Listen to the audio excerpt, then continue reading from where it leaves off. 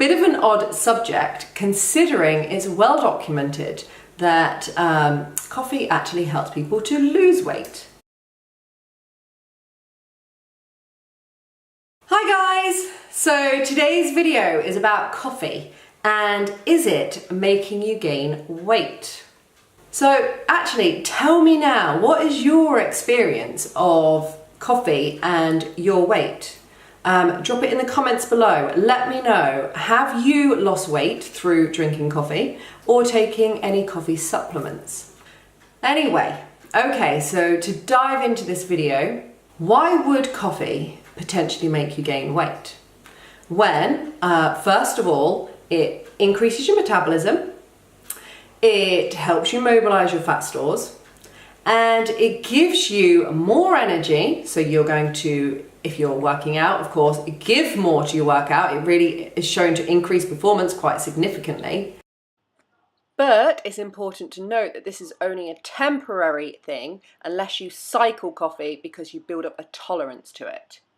And number 4, it makes you feel kind of more on it, more motivated, etc. And that's because you get a dump of your motivator chemical dopamine in your brain when you drink it. So all of those things are why people lose weight on coffee. So why would you gain weight? Well, okay, there are a few things.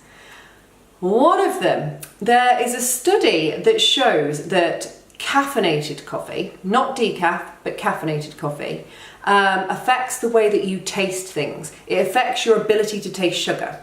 So what they found is participants, after they drank their coffee and they were eating sweet things, it just didn't satisfy them. They didn't get the same satisfaction. So they were craving more sweet things. So there is an indirect thing here. It may lead you to crave more sweet things and eat more sweet things.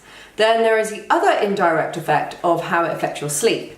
Doesn't affect everybody. My husband will drink God knows how much Red Bull if he's doing like a late photo shoot and driving home really late at night just to stay awake while he's driving. And he'll go straight into bed, straight out like a light.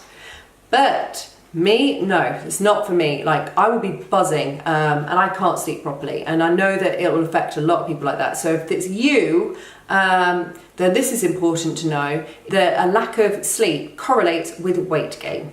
So it plays havoc with your hormones and you tend to feel a lot hungrier and overeat, etc., etc. So that is another way. But then, interestingly, there was a study done in Australia and it was done on the antioxidant found in coffee. So it's not related to caffeine at all, nothing to do with it. It's the antioxidant and it's CGA, and I'm not very good at saying this, chlorogenic acid. And they were really surprised with their results because previous studies had shown that levels that were equatable to around 3 cups of coffee of this particular antioxidant correlated with weight loss and improved insulin sensitivity. However, so in their study, what they did is they upped that dose. So now we're talking, they did a study based on around, say, 6 cups of coffee.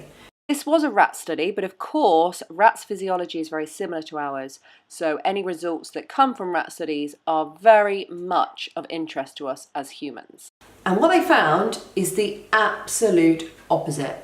So it totally affected the body's ability to store fat. It meant that they stored fat abnormally, stored more fat, so they gained weight. It also meant that their tolerance, their glucose tolerance went down, so they couldn't tolerate carbohydrates very well, and their insulin sensitivity went down, which is really, really bad. It means you're just going to continue to gain weight. So if you are somebody that's drinking 6 cups of coffee a day, or because the studies were done with 3 and then 6, we don't know where, at what point the tipping point is to it having the opposite effect and making you gain weight. So I would say if you can, if you are a coffee drinker, try to limit it to around 3, 1 to 3. And therefore you will get those benefits, you will enjoy your coffee. And not tip it over the other way. Then The other thing to note is how it affects cortisol. So when you drink a cup of coffee, obviously it's a stimulant. It stimulates your nervous system, and your nervous system pumps out cortisol in response. And cortisol is your stress hormone, which is not a bad thing. It was designed to help us deal with certain things, like certain stresses, get over it and just go back to normal, such as like trying to fight off a tiger. So what cortisol does is it talks to your liver and it gets your liver to produce more glucose so that you have energy to be able to kill a tiger. But the problem is it hasn't our system hasn't adapted to our lifestyle. So when we get stressed all day, you know, start in a traffic jam, your boss is doing your head in, you've got money problems or whatever it is, you're just getting stressed all the time. We're constantly pumping out this cortisol. Therefore, we've got these high blood sugars, which is just no good because we're not using them. And what happens when you've got lots of blood sugar you're not using, it gets stored as fat. So that just doesn't work out very well for us. So if you're somebody that is dealing with chronic stress, you have anxiety or you're feeling very stressed, then keep drinking coffee or any kind of stimulant is going to not help with that cortisol. And the cortisol also, it talks to fat cells as well, and it transports them to your visceral area, so around your midriff. So people that have high stress levels, or like me, I've got polycystic ovaries, which comes with high cortisol, you tend to store your fat around the middle, have that apple shape. So if you're somebody that is tending to store fat around your middle area, then drinking excess coffee and keep increasing your cortisol is probably not the way to go. And what you need to be doing is to be doing the things to help reduce cortisol, such as yoga, breathing, meditation, and trying to cut out the stress in your life. So that's everything with coffee then. If you are somebody that's not stressed at all and you're drinking 3 cups of coffee a day, or you're cycling it, so you're having, 5 days with no coffee, 3 days with coffee, and you're using it with your training, it will probably help you lose weight and feel good. If you're just having it constantly every day, you're probably not going to get the effects of losing weight. But if you are somebody that either drinks a lot of coffee, maybe 5-6 cups a day, or you're somebody that is highly stressed, then actually you could be gaining weight from drinking coffee. So it's about balance. Where are you? How does it affect you? Let me know in the comments box below actually. Tell me how you think it's affecting you. It would be really interesting to hear. If you like the video, can you please subscribe, and also make sure you tick the bell, because the bell means that you'll get notifications when I next do a video. Let me know if there's any other subjects you want me to cover, and give me a thumbs up.